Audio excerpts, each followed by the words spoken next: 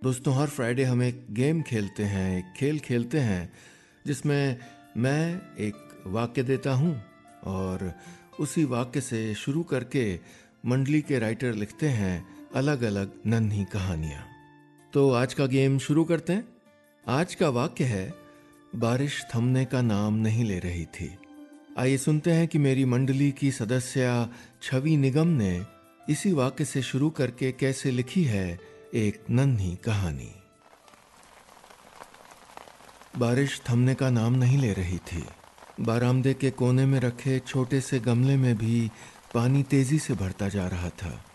वही गमला जिसमें खड़ा था मैं, इस आसमानी आफत से बुरी तरह सहमा एक नन्हा सा चने का बिरवा, जो इस वक्त मुट्ठी भर कीचड़ में डूबते उतराते ठंडी हवाओं के थपेड़ों से अपने बालिश्त भर के सुन्न पड़े तने और चंद बची खुची कटी फटी पत्तियों को संभालने की नाकाम कोशिश कर रहा था, क्योंकि बिजली की कड़कड़ाहट से कांपते और बूंदों के वार से छींचते हुए भी जिंदा था। कितना सुरक्षित था मैं आशू के कमरे की खिड़की पर, जो अभी कुछ दिन पहले तक मेरा ठिकाना था। मैं आशू का पहला साइंस प्रोजेक्ट जो था, मम्मी की मदद से उसने कुछ चने भिगोए थे। रात भर को उनको कपड़े में बांध कर रखा था और फिर अंकुरों को देखकर खुशी से किलक उठा था। मुझे अभी भी याद है उसके गोल मटोल चेहरे पर वो गुलाबीपन, उसकी काली काली आंखों की वो खास चमक, जब मुझे अपनी हथेली पे रख के वो बुदबुदाया था, चैंप। अपने फेवरेट पेंसिल होल्डर में मिट्टी भरकर उसने हौले से उसमें मुझे दबाया, जरा सा पानी से सींचा और संभाल कर खिड़की पर रख दिया था। क्लास 2 के सारे बच्चों में सबसे बड़ा और सुंदर पौधा उसी का निकला था। बस तब से वो गार्जियन के साथ मेरा दोस्त भी बन बैठा।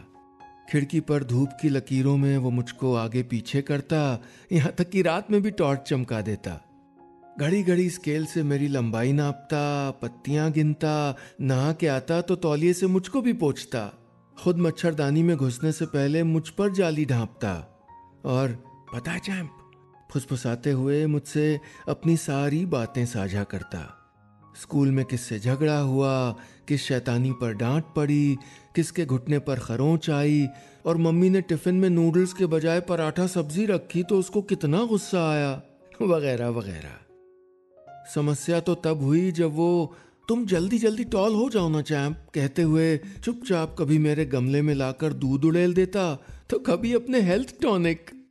गुस्से में मम्मी ने मुझको बाहर बरामदे में रख दिया। आशु कुछ जुगत लगा पाता इसके पहले उसकी नई खिलौना कार आ गई। बस तभी से रिमोट कंट्रोल वाली रंग बिरंगी रोशनी से दिपदिपाती उस खूबसूरत कार ने आशु का सारा ध्यान और वक्त सब खींच लिया था। क्या कहूँ, बड़े बड़े लोग भूल जाया करते हैं अपनी विरासतें संभालना, बुजुर्गों को वक्त देना, अपने पेट्स का ख्याल रखना और रस्म के लिए पौधे लगाने के बाद उनकी देखभाल भी करना। फिर आशु तो 5 साल का बच्चा ही था, भूल गया था मुझे।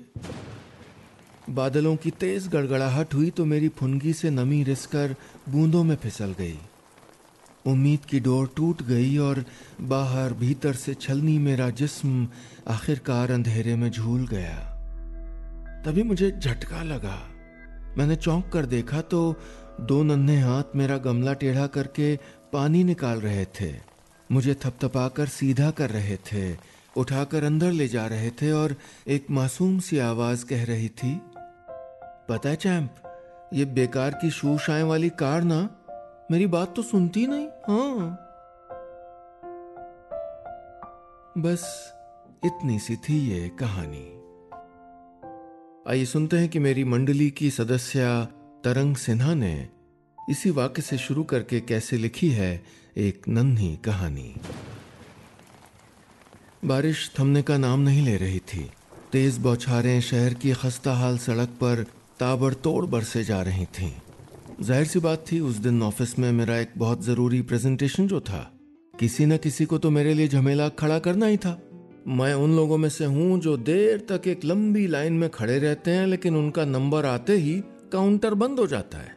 टैक्सी वाले ने आने से साफ मना कर दिया तो मैं छाता लेकर अपनी सोसाइटी के गेट तक पहुंची। शायद कोई ऑटो या रिक्शा मिल जाए। सड़क के किनारे पर एक ऑटो मिल भी गया, लेकिन पूछने पर उसने भी मना कर दिया। नीली पन्नी में लिपटा एक रिक्शा खड़ा था, लेकिन रिक्शे वाला नदारद था। हद है यार, कोई काम क्यों नहीं करना चाहता? बारिश न हुई, आफत हो गई। मैं झुंझलाकर अपने आप में ही बड़बड़ाई, मैडम सड़क का हाल जो इतना बुरा है। पीछे से आवाज आई तो मैंने पलट कर देखा। एक लड़की खड़ी थी। उसने सलवार सूट पहना था जिसका हरा रंग फीका पड़ चुका था। उसकी कमर पर एक सफेद दुपट्टा कस कर बंधा था। बारिश से बचने के लिए उसने एक बोरे को रेनकोट की तरह ओढ़ा हुआ था। कहाँ गड्ढा है, कहाँ बिजली का तार है, कुछ पता नहीं चलता। रिक्शा कभी जाम में फंस जाता है तो कहीं उसका पहिया गड्ढा में। हाँ, मगर काम तो नहीं रुकता ना, मैंने कहा। मेरे ऑफिस वाले गड्ढे और बिजली के तारों का बहाना तो नहीं मानेंगे ना। बहुत कंपटीशन है वहाँ पे, कहकर मैं गेट से बाहर निकलने लगी। चाहे जो भी हो, मुझको ऑफिस तो पहुँचना ही था। अपने डिज़ाइंस पर बहुत मेहनत की थी मैंने। पिछले 6 महीनों में पहली बार मुझको अपनी काबिलियत साबित करने का मौका मिल रहा था। इतनी बड़ी अपॉर्चुनिटी मैं एक बारिश की वजह से नहीं गंवा सकती थी। वैसे आपको जाना कहाँ है? उसने पीछे से आवाज़ लगाई। क्यों, तुम छोड़ आओगी? मैंने झल्ला के पूछा। हो सकता है छोड़ ही आए, वो बोली। अशोकनगर में अजंता बिल्डिंग है ना, वहाँ जाना है मुझको, चलो छोड़ाओ। मैंने तंज किया। चलिए, बड़े आत्मविश्वास से कहकर वो आगे बढ़ गई। क्या मतलब, कहाँ चलो भाई?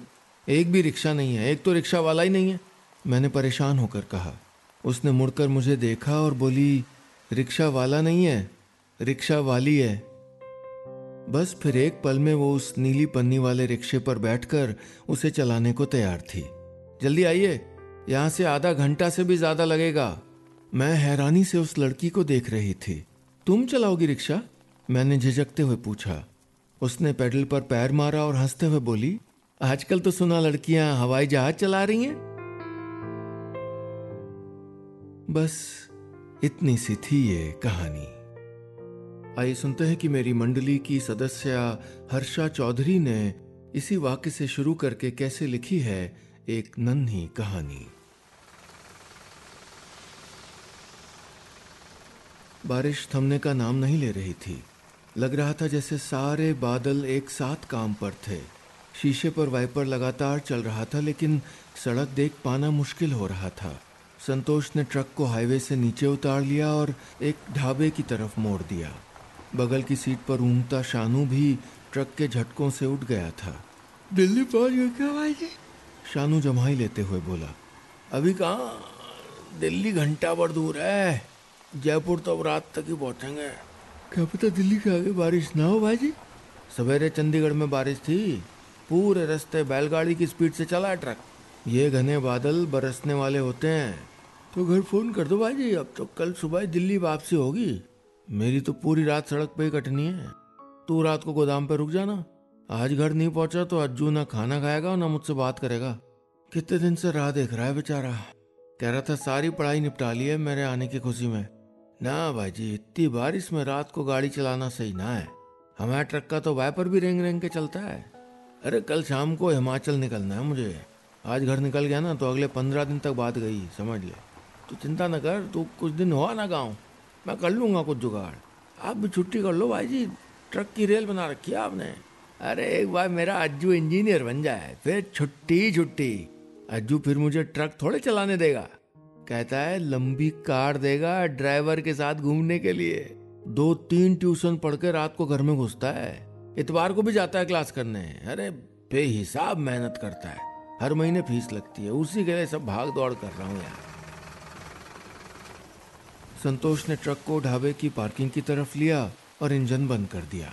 यहाँ तो एक भी ट्रक नहीं लगा भाई जी, ये तो कार और मोटरसाइकिल वाला महंगा ढाबा है। 400-500 का बिल लगेगा पक्का। अब पेट पूजा तो करनी पड़ेगी। तेरी भाभी कहती है खाली पेट तो भजन भी ना होता। आज सुबह तो सिर्फ चाय बिस्कुट खा लिया था, एक टाइम तो खा लेना अभी, और रात का रात को देख लेंगे, क्या कहता है? अभी तो फिर 2 अंडे का आमलेट खाएंगे भाई जी, शानू बत्ती से दिखाते हुए बोला। ठीक है, तू मेज पकड़, मैं हाथ मुंह धो के आया। संतोष रुमाल से हाथ पोंछते हुए अपनी मेज की तरफ बढ़ ही रहा था कि तभी शीशे के अधखुले दरवाजे से आवाज उसके कानों में पड़ी। जानी पहचानी आवाज। क्या भैया, इतने से बर्फ और चखने से क्या होगा यार? उसका दिल बैठने लगा। उसने अंदर झांका। उसका बेटा अज्जू ही था। संतोष के हलक में एक गांठ चुभने लगी। आंखों में लाल डोरे उभर आए। वो किसी तरह बाहर आकर ट्रक में बैठ गया। सीने में भारीपन महसूस होने लगा। आंखों में पानी भर आया। ये बारिश भी थमने का नाम ही नहीं ले रही थी। बस इतनी सी थी ये कहानी। आइए सुनते हैं कि मेरी मंडली की सदस्य रंजना जायसवाल ने इसी वाक्य से शुरू करके कैसे लिखी है एक नन्ही कहानी। बारिश थमने का नाम नहीं ले रही थी। आज रुचि ऑफिस भी नहीं गई थी। इस मौसम में शहर का कुछ पता नहीं होता, कब कहां कितना पानी भर जाए। रुचि, क्या रोमांटिक मौसम है। पकौड़ी और अदरक वाली चाय हो जाए ना तो मजा आ जाए। माँ ने बालकनी से टपकती बूंदों को हथेली में कैच करते हुए कहा। रोमांटिक? माँ, हर जगह कीचड़ ही कीचड़ है, कपड़े भी नहीं सूख रहे हैं। ऑफिस से कब तक छुट्टी ले कोई? रुचि ने रोनी आवाज में कहा। तुम्हें कपड़ों और काम की पड़ी है। इस मौसम में ना किसी के साथ मोटरसाइकिल के पीछे बाहों में बाहें डाले बस लॉन्ग ड्राइव पे निकल जाने का मन करता है। माँ गुनगुनाने लगी। भीगी भीगी रातों में, ऐसी बरसातों में कैसा लगता है, कैसा लगता है।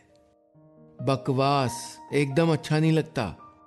हर जगह सीलन सीलन, एक अजीब सी महक और मेरे गमले, इस बारिश में सारे पेड़ भी खराब हो जाएंगे। रुचि भुनभुनाई। यहाँ जिंदगी खराब हुई पड़ी है, इनको पेड़ों की पड़ी है। निकली जा रही ऐसी रूखी सूखी। इस लड़की का कुछ नहीं हो सकता। माँ ने झुंझलाते हुए कहा। माँ, इस उम्र में ना तुम्हारे मुंह से बातें अच्छी नहीं लगती। रुचि ने माँ को छेड़ा। अब तू तो करती नहीं तो सोचा मैं ही कर लूं। कभी कभी समझ ही नहीं आता ना इस घर में कि माँ कौन है और बेटी कौन है। माँ ने 2 बूंदें रुचि के चेहरे पर छींट दी। माँ, तुमको समझाना ना बेकार है। कोई पसंद भी तो आना चाहिए ना, या बस राह चलते किसी से भी। रुचि ने चेहरा पोंछते हुए कहा। तेरी जैसी बोरिंग लड़की का कुछ नहीं हो सकता। बारिश में भीगेगी नहीं तो प्यार कैसे होगा? तेरी उम्र में तो। माँ साड़ी का पल्लू लहराते हुए बोली। तभी रुचि की नजर नीचे गेट की ओर गई। माँ, नीचे गेट खुला है। वो किसी की गाड़ी बंद हो गई है। बेचारा बड़ा परेशान था तो मैंने उसे पोर्च में गाड़ी खड़ी करने को कह दिया है। ऐसे कैसे तुम किसी को भी घर में घुसा लेती हो? नीचे आंटी अंकल भी नहीं है, पता नहीं कौन है। जमाना कितना खराब है, अखबार में रोज कुछ ना कुछ छपता रहता है। घर में अकेली औरत के साथ लूटपाट, सबको पता है ना। हम दोनों घर में अकेले रहते हैं, पर तुम कभी नहीं समझोगी। रुचि की आवाज तल्ख हो गई थी। देखने में तो ठीक ठाक लग रहा था। वो भारी वाली मोटरसाइकिल होती है ना जो धक धक करती है, गुर्र गुर्र करके बंद हो गई थी। बेचारा मजबूरी का मारा लग रहा था। तू चिंता मत करना, बारिश रुकते ही चला जाएगा। माँ, तुम भी ना। रुचि आंखें बंद करके वहीं सोफे पर पसर गई। मैं अपने लिए चाय बनाने जा रही हूँ, तू पिएगी ना रुचि? हाँ माँ, आधा कप बना लो, उसने अलसाई आवाज में कहा। किचन से माँ के गाने की आवाज आ रही थी। रुचि धीरे से उठी और दबे पांव खिड़की की ओर बढ़ गई। उसने खिड़की के पर्दे को हटाया और पर्दे के कोर से झांका। उसकी आंखें गेट पर टिक गईं। नीचे एक लड़का खड़ा था, ऊपर से नीचे तक पानी में तरबतर। वो बार बार जेब से मोबाइल निकालता और झुंझलाकर जेब में रख लेता। शायद मोबाइल भी डिस्चार्ज हो गया था। बेचारा, न जाने क्यों उसके मुंह से टीस निकल आई। तभी हवा के झोंके से बौछार आई और रुचि का चेहरा भीग गया। इस बार उसने बूंदों को पूछा नहीं और पलट के बोली, माँ, 1 कप चाय और बढ़ा दो, बेचारे को दे आती हूँ, ठंड लग जाएगी। माँ ने अदरक किसते हुए रेडियो की आवाज बढ़ा दी। ये मौसम का जादू है मितवा। बस इतनी सी थी ये कहानी।